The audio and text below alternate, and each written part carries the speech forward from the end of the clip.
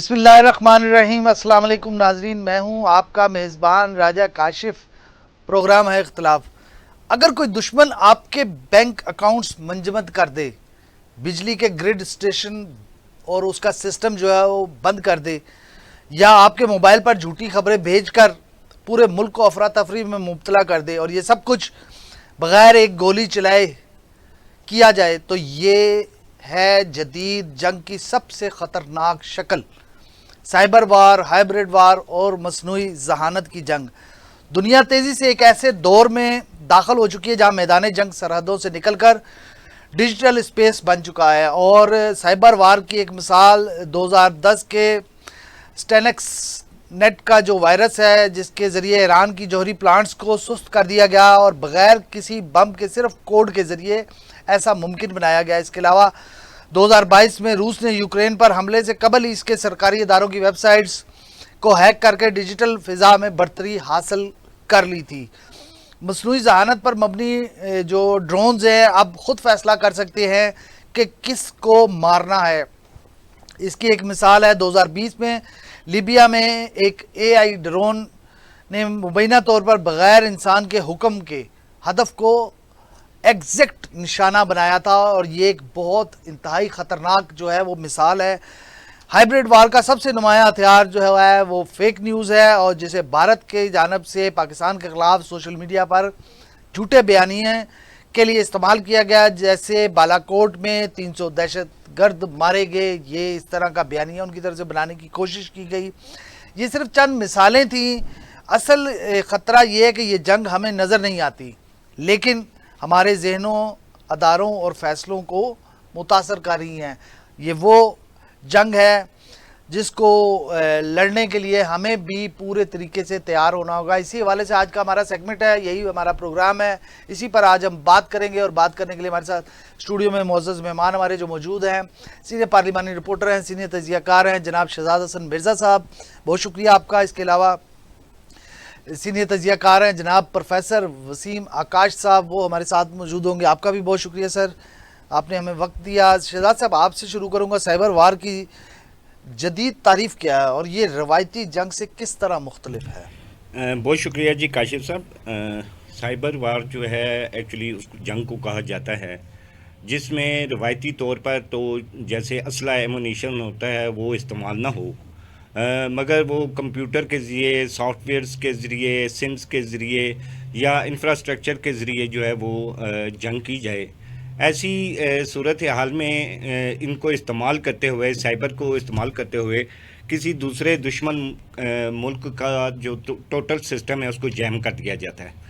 اب جیسے آپ نے اپنے انٹرو میں بھی کہا کہ اس میں بینکنگ سسٹم ہے، اس میں واٹر سسٹم ہوتا ہے، اس میں الیکٹرکسٹی کا سسٹم ہے، اور فوجی تنصیبات، ایئر ڈیفنس، ان چیزوں کو جو ہے وہ لاک کر دیا جاتا ہے۔ آپ نے حالیہ جو پاک بھارت کی جنگ ہوئی ہے یا ایران اسرائیل کی جنگ ہوئی ہے، گو کہ اس میں ایمونیشن چلا ہے، میزائل چلے ہیں، سارا کچھ ہوا ہے، مگر اگر دیکھا جائے ایران کے اوپر اور پاکستان کے اوپر اگر دشمن اٹیک کرنے میں ناکام رہا ہے تو اس میں سب سے بڑی جو چیز تھی وہ ہماری ٹیکنالوجی تھی، جسے سائبر کی تشریح میں بیان کیا جاتا ہے۔ اب آپ یہ دیکھیں کہ پاکستان نے تقریباً خود اعتراف کیا تھا بھارت نے اس چیز کا کہ اس کا 70% جو گرڈ اسٹیشن تھا وہ جیم کر دیا تھا۔ اب اس سائبر سے ہوتا یہ ہے کہ آپ دوسرے جو دشمن ملک ہے اس کی جتنی بھی ٹیکنالوجیز ہیں، جتنی بھی وار ہیڈ ہیں اس کے، جو وہ کسی ملک کے اوپر مسلط کر سکتا ہے، چاہے وہ ایئر کرافٹ کی صورت میں ہو، چاہے وہ ایئر ڈیفنس کی صورت میں ہو، یہ دو چیزوں کے اوپر بڑی کارآمد اثر کرتا ہے۔ نمبر 1 اس کا air system, air defence system, اور دوسرا جو میزائل ڈیفنس سسٹم، یہ اس کو جیم کر دیتا ہے۔ اور آپ کو معلوم یہ بھی ہے کہ اس وقت اگر کسی نے اب دوسرے ملک کے اوپر فوقیت حاصل کرنی ہے یا اس کے اوپر دباؤ ڈالنا ہے تو وہ سب سے زیادہ جو چیز جدید ہے وہ ایئر ڈیفنس ہے۔ انفراسٹرکچر ایسے ہیں جسے سائبر حملے میں جو ہے متاثر کیا جاتا ہے۔ دیکھیں اس میں جو سب سے زیادہ جو متاثر، وہی میں آپ کو بتا رہا ہوں کہ ان کا ایئر ڈیفنس سسٹم، ان کا میزائل ڈیفنس سسٹم جو ہے وہ اس کو کیا جاتا ہے سب سے زیادہ۔ جو اگر اس حساب سے کیا جائے، یہ جتنی چیزیں میں نے آپ کو بیان کی ہیں، جس میں گرڈ اسٹیشن ہے، جس میں واٹر سسٹم ہے، جس میں ان کی فوجی تنصیبات ہیں، اس کو وہ جیم کر دیتے ہیں۔ اور آنے والے وقتوں میں وہ توپ والی جنگ یا وہ گولو باری والی جنگ وہ ختم ہوتی جا رہی ہے، وہ کم ہوتی جا رہی ہے۔ اب جس ملک کے پاس یہ ٹیکنالوجی ہوگی جو اس پہ عبور حاصل کرے گا وہ اس میں جو ہے وہ سروائیو کرے گا اور آگے نکل سکتا ہے. تو یہ میرے خیال میں آنے والے وقتوں میں، بلکہ وقتوں کیا کہ ابھی سے آپ یہ دیکھ لیں کہ صاحب ایسے جو سائبر حملے ہیں یہ بھی کیا ریاستی دہشت گردی کے زمرے میں آتے ہیں؟ جی بالکل آتے ہیں. آپ یہ دیکھیں کہ اس کے سلسلے میں اقوام متحدہ نے ایک چارٹر بنایا تھا اس چیز کے اوپر کہ آپ جو ہیں وہ سائبر کرائم، ظاہر ہے یہ دوسرے ملک کی سالمیت کے لیے ایک خطرہ بن سکتی ہے، دوسرے ملک کی جو ترقی ہے، انفراسٹرکچر ہے، اس کو آپ کر سکتے ہیں.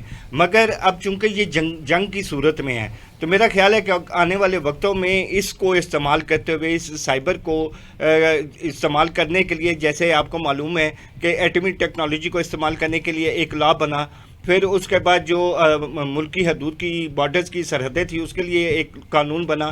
اسی طرح اس سائبر کے اوپر بھی آئی تھنک آنے والے دنوں میں ایک قانون بنے گا کہ کون کس وقت اس کو استعمال کر سکتا ہے اور کیسے جو دوسرے ملک ہیں اس کے لیے وہ استعمال کرے گا. کیونکہ یہ میرا نہیں خیال کہ آنے والے جو دور ہے اس میں کوئی ایسی چیز ڈیولپ ہوگی کہ اس کو کوئی استعمال نہ کرے. ہر ملک کی یہ خواہش ہوگی اب کہ اس کو ملک کی اگر آپ بات کریں کچھ ایسی مثالیں ہیں رشیا کی، دیکھیں جی رشیا میں چائنا کی. جی بالکل رشیا میں 2016 میں یہ جو تھی اس کے خلاف جو یوکرین کی جنگ تھی اس کے خلاف اس نے استعمال کیا ہے، اس کو اسٹرائک کیا ہے، بند کر دیا گیا.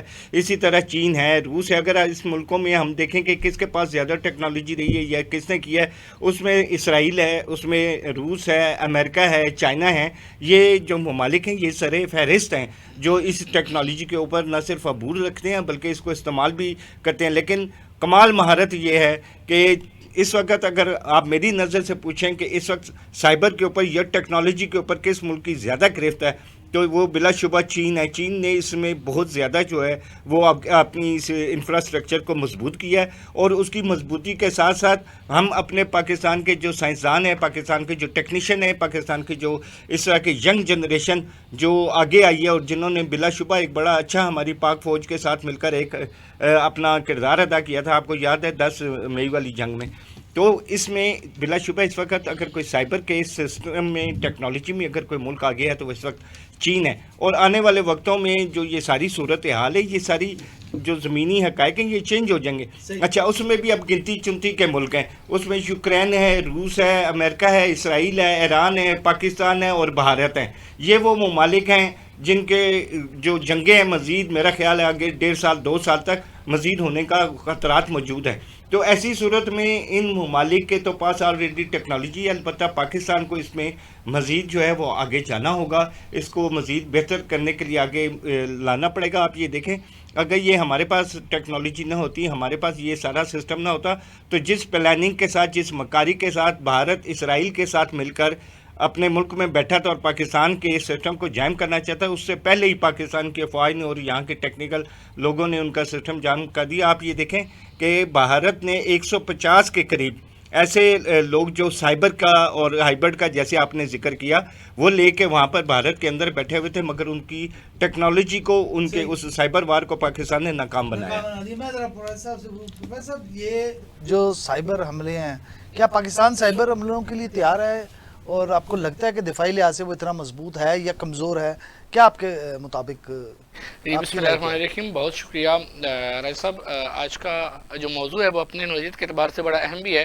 میں تھوڑا سا شروع کرنا چاہوں گا ٹیکنالوجی کی طرف سے. اور آج کے دور میں جو ٹیکنالوجی کی ترقی ہے اور آج کا جو میں سمجھتا ہوں کہ ہر ملک جو ہے جس طرح سے ترقی کی دوڑ کی طرف میں گامزن بھی ہے اور اپنے کارفرما بھی ہے اور کوششوں میں مصروف بھی ہے، تو میں یہاں سمجھتا ہوں کہ جہاں ایک طرف حیرت اور خوشی کی علامت ہے، وہاں دوسری طرف افسوس اور تشویش کا مقام بھی ہے کہ کائنات انسانی نے جب سے آغاز ہوا انسان کا پتھروں کے دور سے، تو نہ جانے کیوں اس کی سرشت میں، اس کی نیچر میں شاید یہ چیز ایک موجود تھی کہ بدلہ اور انتقام یا جنگ.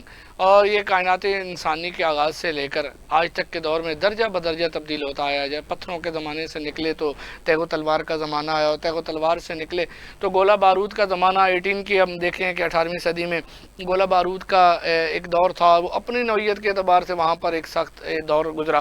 پھر ہم دیکھتے ہیں کہ 20ویں اور 21ویں صدی میں آ کر جدید ہتھیار اور پھر اسلحہ، اور پھر ہم دیکھتے ہیں کہ آج ایٹم بم، اور پھر آج کے دور میں اگر ہم دیکھیں کہ آرٹیفیشل انٹیلیجنس اور یہاں پہ سائبر وارز کے ذریعے یا ہائبرڈ جنگ کی صورتحال، تو ہم دیکھتے ہیں کہ جہاں انسانی ترقی روز بروز اس کائنات کو مسخر کرنے میں نمایاں کردار ادا کر رہی ہے، وہاں اسی کائنات کے لیے میں سمجھتا ہوں کہ کافی ساری تشویش اور کافی سارے افسوس کا مقام اور بہت زیادہ خطرات بھی لاحق ہوتے جا رہے ہیں۔ انسانی دماغ نے اللہ کے اس دیے ہوئے وہ جو دماغ ہے اس کے بل بوتے پر انسان نے بڑی ترقی کر لی ہے، لیکن انسان نے ہی انسان کے لیے بہت سارے خدشات اور بہت سارے خطرات جو ہیں وہ پیدا کر لی ہیں۔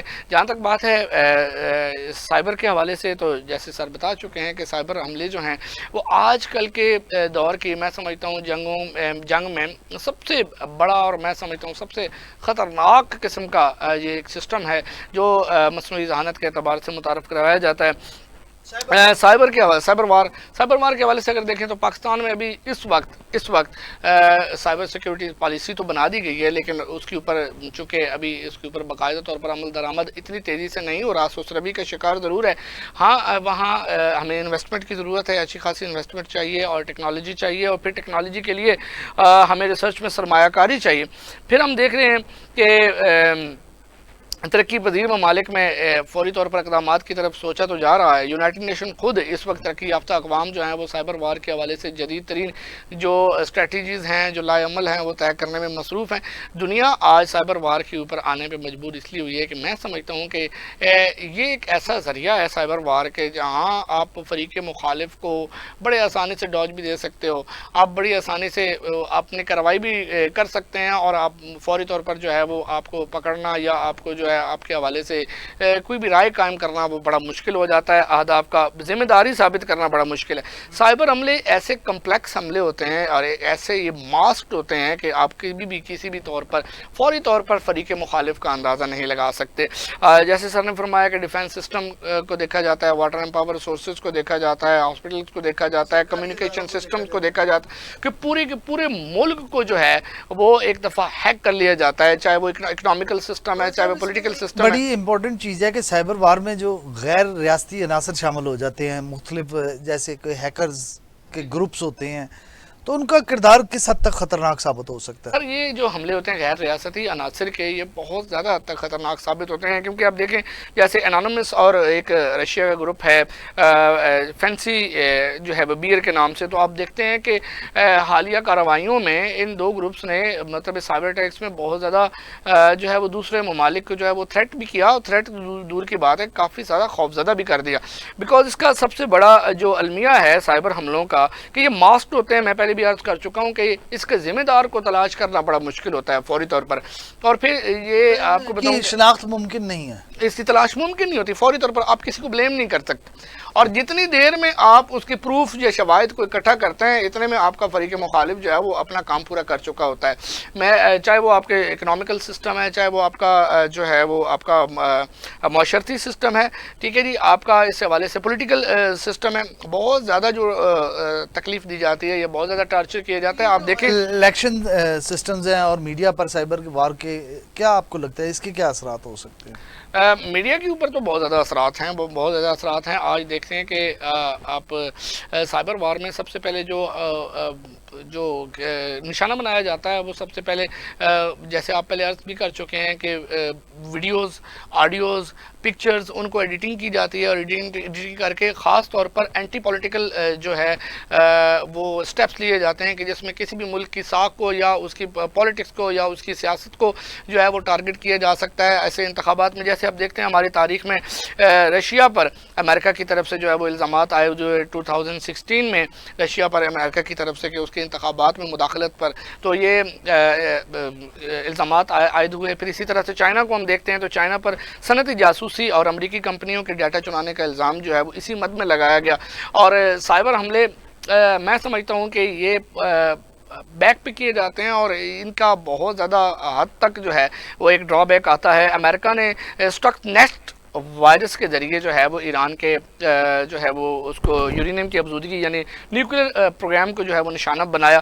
تو پتہ ہی نہیں چلا ایک عرصے تک 2016 سے لے کر 2022 تک جو ہے وہ امریکہ ایران اس کشمکش میں تھا کہ حملے کہاں سے ہوئے. وہ تو بعد میں جا کے کچھ لیکس ہوئے اور پھر جو انفارمیشن لیکس ہوئی تو تب جا کے پتہ چلا کہ یہ امریکہ کے اسٹاکس نیٹ جو ہے میں تھوڑا سا دوبارہ پروفیسر صاحب آپ کی طرف آتا ہوں. ذرا اے آئی پہ بات کر رہے ہیں شہزاد صاحب, مصنوعی ذہانت, آرٹیفیشل انٹیلیجنس, مخفف اے آئی, بہت شور ہے, بہت آواز ہے دنیا میں. آپ کو کیا لگتا ہے کہ جو آرٹیفیشل انٹیلیجنس اے آئی پر مشتمل ہتھیاروں کی دوڑ میں سب سے آگے اس وقت کون کون سے ممالک ہیں؟ کاشف صاحب, اس میں جو 3 ممالک جو ہیں وہ سر فہرست گنے جاتے ہیں, جس میں امریکہ ہے, اسرائیل اور چین ہے. جو یہ ممالک ہیں یہ سر فہرست ہیں. اس کے بعد پھر روس وغیرہ آگے آتے ہیں. تو یہ بھی ایک طرح کی نہیں سمجھتے کہ اس طرح سے وہ اس طرح نہیں ہے ابھی تک. ہاں جی, اے آئی کے ہتھیاروں میں اس طرح سے نہیں ہے. لیکن جو پہلے 3 ممالک ہیں اس میں امریکہ, روس اور چین ہے. اس کے بعد پھر روس ہے اور اس طرح پھر آگے وہ روایتی جنگ کی شکل تو چینج کرنے جا رہی ہے نا اے آئی ٹیکنالوجی, تو پھر اس میں تو رشیا کافی پیچھے رہ جائے گا. تو آپ کو لگتا ہے کہ کیا مصنوعی ذہانت روایتی فوجی حکمتی عملیاں جو ہیں ان کو ختم کر دے گی؟ اس میں کافی حد تک کمی کر دے گی. جی دیکھیں, یہ بڑا خطرناک سسٹم ہے. اب یہ دیکھیں اے آئی کے ذریعے وہ جدید ہتھیاروں کو لیس کروانا, پھر اس کو لانچ کروانا, پھر اس کے بعد آپ یہ دیکھیں کہ جو انفارمیشنز ہیں, انفارمیشن ڈپارٹمنٹس, وہ بری طرح جو ہے وہ متاثر ہوں گے اس اے آئی کے ذریعے. تو اے آئی تو آنے والے دور کا ایک جہاں سہولت تو ہے, لیکن وہ سب سے زیادہ خطرناک ترین بھی ہے. اچھا, اس میں سب سے زیادہ جو چیزیں ڈیولپ ہوتی ہیں, اب آپ یہ دیکھیں کہ ہم نے روزمرہ کے استعمال میں سوشل میڈیا پہ جو ہمارے ہاتھوں میں ایک موبائل ہوتا ہے, اس میں آپ دیکھیں کہ کتنی بڑی بڑی ریاستی شخصیات ہوتی ہیں یا کوئی بیوروکریٹس بھی اگر ہیں تو ان کی اے آئی بنا کر تو وہ اس کو سوشل میڈیا پر پھیلا دیا جاتا ہے. ڈی فیک والی میں آ جاتی ہے. تو یہ ایک بڑی ڈینجرس ہے, بہت زیادہ معلوماتی جنگ کو متاثر کر سکتی ہے. ابھی آپ نے پہلے ذکر کیا جیسے سائبر کا اور اس میں الیکشن کمیشن کا, اور اس کا آپ نے ذکر کیا میڈیا کے حوالے سے. دیکھیں, ابھی آپ کو معلوم ہوگا کہ پاکستان میں بھی اے وی ایم کا ایک شور چلا تھا. پی ٹی آئی کی سابقہ گورنمنٹ کے میں یہ شروع کرنے کا یہ کہا گیا تھا کہ اے وی ایم, صدر عارف علوی نے اس کا کچھ سابقہ صدر جو تھے انہوں نے کیا تھا.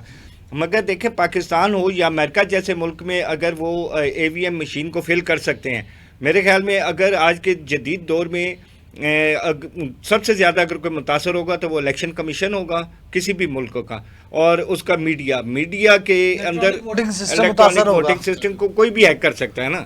اب آپ یہ دیکھیں کہ دنیا میں اس وقت جدید ترین ممالک جو بھی ہیں جو اپنے ایئرپلین جو پیسنجرز ہیں وہ تیار کرتے ہیں, جس میں امریکہ ہے, روس ہے, اٹلی ہے, جرمنی ہے, جاپان ہے.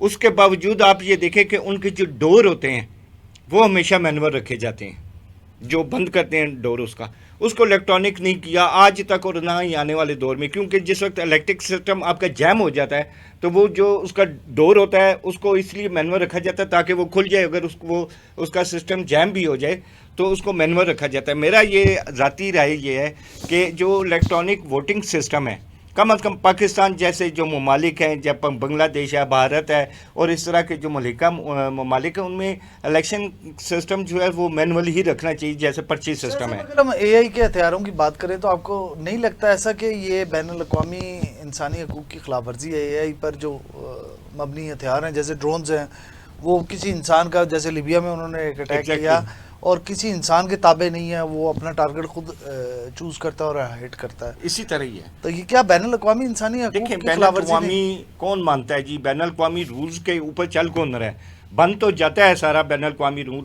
آپ یہ دیکھیں کہ اس وقت بھارت اور اسرائیل, انہوں نے بھی اے آئی کے ذریعے کافی جو ہے تباہیاں پھیری ہیں, کافی جو ہے جھوٹے پروپیگنڈے کیے ہیں, اور اس کے ذریعے انہوں نے دونوں ممالک کے اوپر, ایران اور پاکستان کے اوپر اٹیک کرنے کی کوشش کی ہے. رہ گئی بین الاقوامی جس کی آپ بات کر رہے ہیں, کتنے قانون سر بنے ہیں بین الاقوامی قانون؟ کس نے پاسداری کی ہے؟ کس نے اس کے اوپر جو ہے اس کو رکھا ہے کہ یہ اس طرح نہیں ہونا چاہیے؟ یہاں پر جس کا زور چلتا ہے وہ استعمال کرے گا, اور آنے والے وقتوں کے دن کا سب سے خطرناک جو چیز ہوگی وہ ایک آپ کا سائبر وار ہے اور آپ کا ایک اے آئی سسٹم. صحیح ہو گیا. میں ذرا اپنا آپ سے بھی پوچھ لوں اے آئی کے حوالے سے کہ پروفیسر صاحب, پاکستان میں دفاعی سطح پر مصنوعی ذہانت پر کوئی जामे पॉलिसी मौजूद है या इन फ्यूचर आ रही है या कोई इस पे काम जारी है? सर इसके ऊपर ज़रूर कमेटी भी तश्कील दे दी गई है और इसके ऊपर सोचा जा रहा है और बाकायदा तौर पर जैसे साइबर पॉलिसी की बात की है तो इसी तरह आर्टिफिशियल इंटेलिजेंस के ऊपर काम किया भी जा रहा है और इस रोबोटिक टेक्नोलॉजी के ऊपर भी बात की जा रही है। लेकिन अभी चूँकि ये इनिशियल सतह पर है और ज़्यादातर चूँकि हमारे पास सोर्सेज नहीं हैं और हमारे पास इतनी इन्वेस्टमेंट नहीं है और पाकिस्तान चूँकि तरक्की पजीर ममालिक की फहरिस्त में बिलाशुबा हम अपने डिफेंसिव सलाहियत में माशाल्लाह इस पूरे खित्ते में सबसे मजबूत हैं, मगर वो हमारे पास जो है वो जो डिफेंसिव सलाहियत है वो मेरे ख्याल में हथियारों तक मौजूद ज़रूर है, लेकिन जदीद तरीन आज की इस टेक्नोलॉजी से थोड़ा सा हम अभी पीछे हैं। आर्टिफिशियल इंटेलिजेंस के दौर में अभी हमने इतनी ज़्यादा तरक्की नहीं की, लेकिन मैं यहाँ पर क्रेडिट ज़रूर देना चाहूँगा HEC का, हायर एजुकेशन कमीशन का, कि जिसने आज मुख्तलिफ यूनिवर्सिटीज़ को ये जो है वो अलाउ किया है कि वो आर्टिफिशियल इंटेलिजेंस में स्टूडेंट्स को जो है वो प्रिपेयर करें। तो डिफरेंट यूनिवर्सिटीज़ के अंदर इस वक्त पाकिस्तान के अंदर आर्टिफिशियल इंटेलिजेंस के ऊपर जो है वो BS करवाया जा रहा है और इस लेवल की स्टडीज़ दी जा रही हैं ताकि पाकिस्तान के अंदर आने वाले दौर में आर्टिफिशियल इंटेलिजेंट पीपल आएँ और वो लोग आएँ जो न्यू जनरेशन है वो इसमें ज़रूर आए। मैं हैरान हुआ कि हमारे हालिया अभी जब इंटर के एग्ज़ाम्स हुए तो बात होती चली, इंटर के एग्ज़ाम से बच्चों से पूछा जाता है कि आप आगे किस शोबे की तरफ जाना चाहते हैं, तो मोस्टली जो बच्चों की तरफ से आया, कुछ बच्चे जो है वो साइबर क्राइम्स की जानिब, साइबर सिक्योरिटी की जानिब माजर, और कुछ बच्चे जो हैं वो आर्टिफिशियल इंटेलिजेंस की जानिब जाना चाहते हैं, डेफिनेटली डाटा साइंटिस्ट की तरफ। और मैं समझता हूँ इसकी आज के दौर में ज़रूरत भी है। हमारे एक बड़ी पाकिस्तान की एक फेमस पर्सनैलिटी हैं इरफान, एक सॉरी टू इंटरप्ट यू, आपको लगता है ऐसा कि मुस्तकबिल में AI से जो बना हुआ रोबोट होगा वो खुद फैसला करेगा और वो खुद कातिल रोबोट होगा? सर आज आप देखें कि यूरोप में ह्यूमन इंस्ट्रक्शंस के बगैर रोबोट तैयार कर लिए गए हैं। इसराइल की तरफ से जो हार्पी है और फिर अमेरिका की तरफ से रीपर नाम का ड्रोन्स है। अभी जो चाइना में जो वार अपने सॉरी अमेरिका ईरान के साथ, तो इन्होंने बिल्कुल इनकी तैयारी थी, अमेरिका की एक तैयारी थी कि हमने रीपर से जो है वो काम लेना है। विदाउट ह्यूमन इंस्ट्रक्शन ये रोबोट्स काम कर सकते हैं, मगर ये खुद फैसला करने की जो सलाहियत है वो भी किसको मारना है, किसको मारना है, किसको छोड़ना है। और ये भी देखिएगा कि इसके पीछे फिर भी इंसानी ज़हन होगा और इसकी जो रिमोट होगा, जो कंट्रोल होगा, वो भी सुपर पावर्स के हाथ में होगा, बड़ी ताकतों के हाथ में होगा और वो फिर उस रोबोट को भी अपने ही अंदाजे के मुताबिक में चलाएंगे। इसलिए मैं समझता हूँ कि आज तरक्की पजीर ममालिक को, ख़ास तौर पर मुस्लिम ममालिक को इस टेक्नोलॉजी के मैदान में ज़रूर आगे बढ़ना चाहिए, एजुकेशन लेवल पर ज़रूर आगे जाना चाहिए और बच्चों को इस हवाले से ज़रूर प्रमोट करना चाहिए। मैं यहाँ पे मैंने एक ब्रेक लेनी, ब्रेक से जब हम वापस आएंगे तो एक और सब्जेक्ट पर बात करेंगे, हाइब्रिड वॉर। एक बुनियादी चीज़ है हाइब्रिड वॉर, जो कि इस वक्त सबसे ज़्यादा अगर इस खित्ते की बात करें तो वो भारत पाकिस्तान के ख़िलाफ़ लड़ रहा है। उस पर हम सेर हासिल गुफ्तगू करेंगे कि हाइब्रिड वॉर होती क्या है, कैसे लड़ी जाती है, कौन से टूल्स इस्तेमाल होते हैं और किस तरीके से इससे जो है काम लिया जाता है। लेकिन एक शॉर्ट ब्रेक के बाद